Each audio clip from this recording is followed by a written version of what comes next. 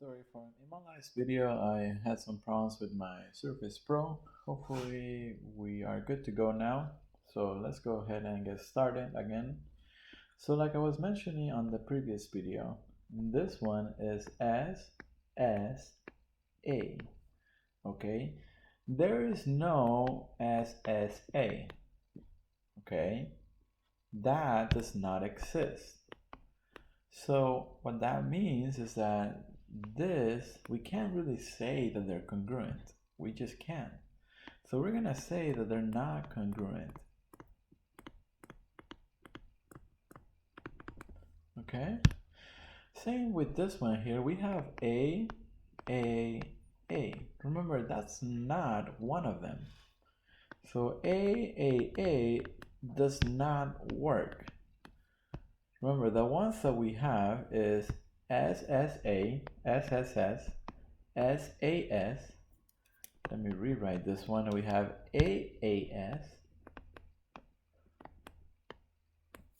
And then we have ASA. Those are the only four that we have. The SSA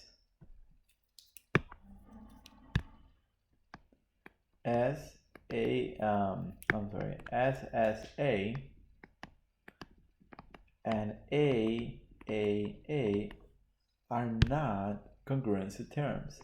We cannot use those two to prove that a triangle is congruent. Only those four that you see in there. Later we're also going to learn about other ones that relate to 90-degree terms. But for now, just know that it's just those four. All right, let's keep going with this one here. Again, we have S, and then another side here. So this one is congruent by S. I have a side and a side, a side and a side. Well, guess what? I don't have enough information. That's all I know. So this one is also not congruent.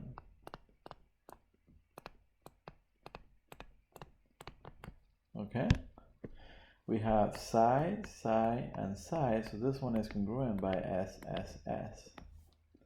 This one is an angle, and a side. Okay, is AAS one of them? Well, let's take a look. AAS is definitely one of them. So we have AAS is one of them. Alright, we're going to be doing a little bit of proof. I'm not going to spend a lot of time on this one here. This is kind of how you set up a proof. We have a statement, and then we have a reason. Okay? So let's talk about proofs in a little bit. Some properties that you should know is the reflective property. Any segment is congruent to itself. Any angle is congruent to itself. So pretty much you're equal to each other. How do we use that? Well, if you have something like this, and this is angle, those are all congruent, you can say that this side is congruent to itself. Okay, that's the reflective property. And then the transitive property, if two angle segments are congruent to the same angle segment, then they are congruent to each other. Okay, so what this is saying is if A is equal to B and B is equal to C, then, okay, so this makes sense. A is equal to B and B is equal to C. That means that A is congruent to C. That's what that's saying right there. And then we have this common thing that we say corresponding parts of congruent angles are congruent. Okay? How do we use that? Well, if I have two triangles and I have a side, an angle, and a side,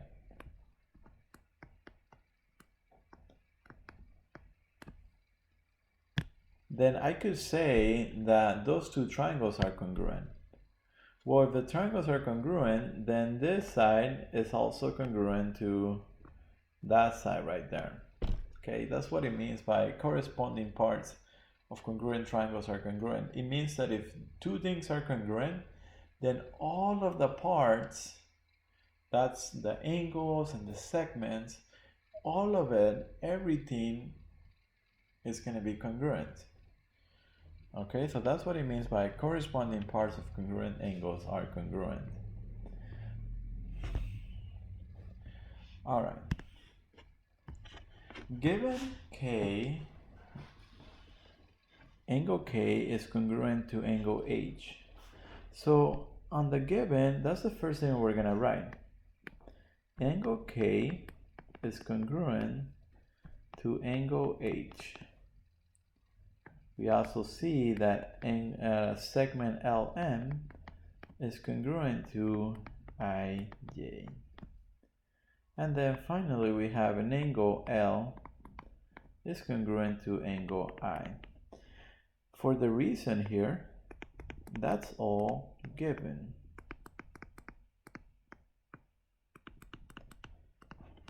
Now, you need to prove that J is congruent to angle M. Well, we have to first realize what we have in here. We have an angle that is congruent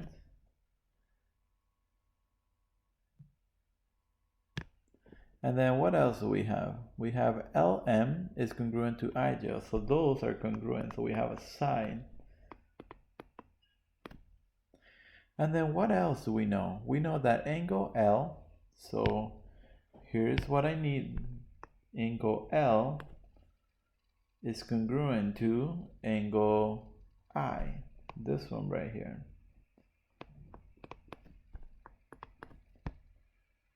Okay, that is the given information. So here's what we have. We have angle, angle, side. Angle, angle, side is one of the terms that we have to prove that two triangles are congruent. So in here we're going to say that the triangles are congruent. So KLM is congruent to, and we have to match, K matches with H. L is going to match with I. And then M obviously is going to have to match with J. How do I know that those two triangles are congruent? Well, the reason for that is because by AAS. Okay? That is a proof. That's all we're doing. We're just stating the facts that, those are congruent because, well, I know that by AAS, I know that those two triangles are congruent. And then how do I prove this right here? Well, if the triangles are congruent, then it must be that J is also congruent to M. Why? Well, it has to do with this right here. Corresponding parts of congruent angles are congruent. We're going to write that down in CPCDC. CPCDC. Corresponding parts of congruent triangles are congruent as well. Okay? Let's see if we can do another one here. Let's do this one here. Oh, actually, there's going to be some terms that you're going to have to do, like this one here, fill in the statements and reasons. What's given? Well, what's given in here is that AB is parallel to DC.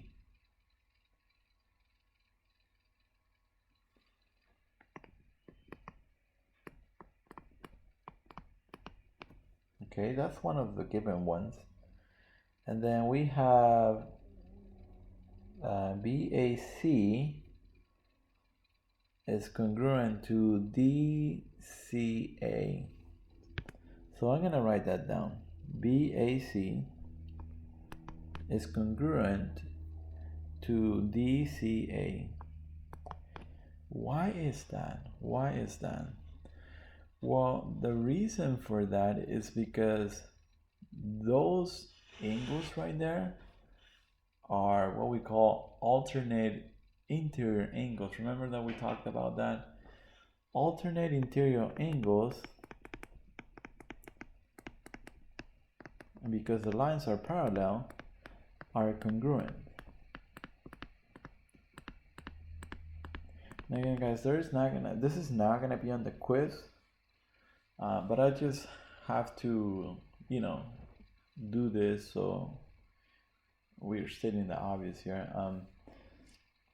And then what else is given? We know that angle B is congruent to angle D.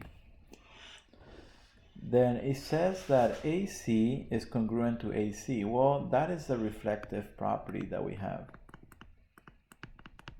The reflective property says that you are congruent to each other.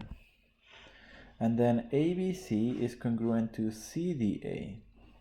This is where we have to come up with what we have. So again, let me state everything that we know. First of all, we know that this side is congruent.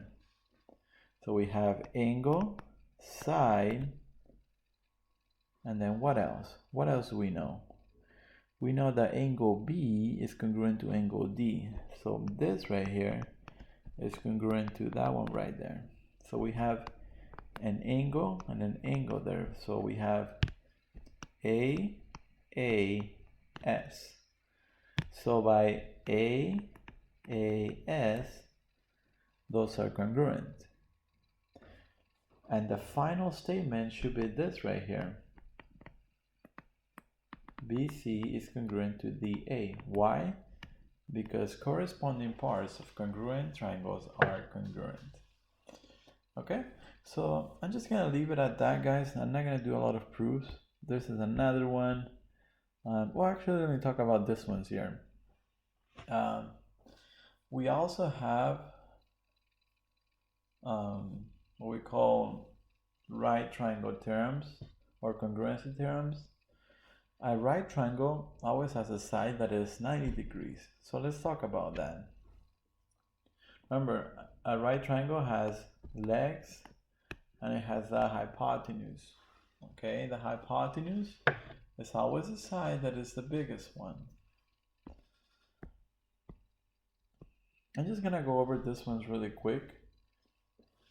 If you have two right triangles and the hypotenuse is congruent to the hypotenuse, and we have a leg that is congruent, then those two triangles are congruent, what we call HL.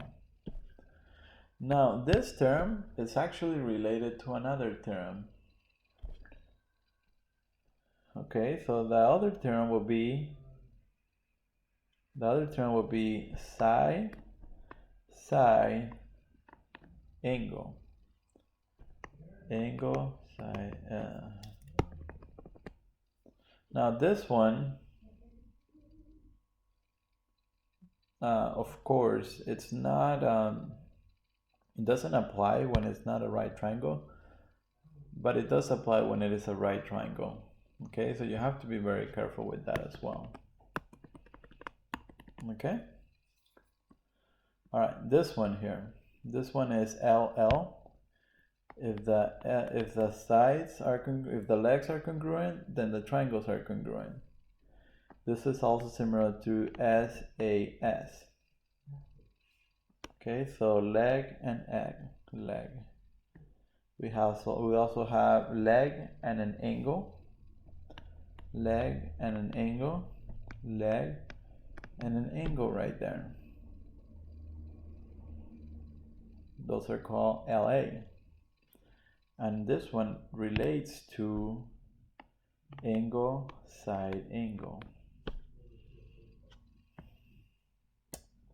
And the last one here, we have HA, if we have the hypotenuse and an angle then we have HA.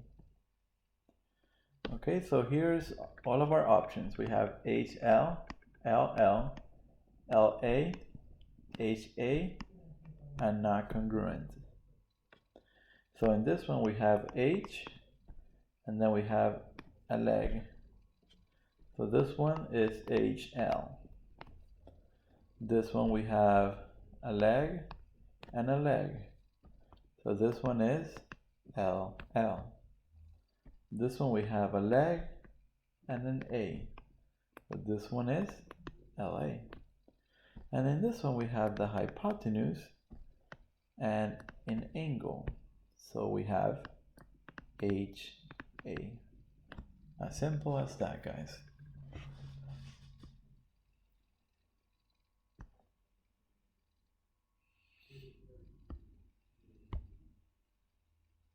Let's do a couple more.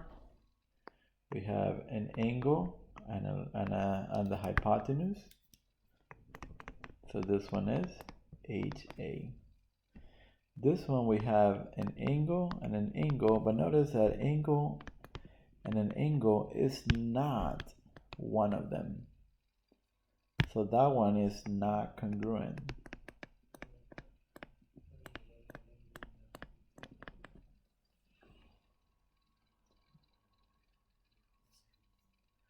We have a leg and an angle, LA, and then finally we have a leg and a leg.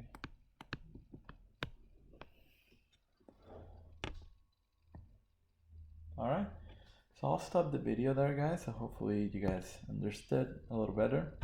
See you guys in the next video.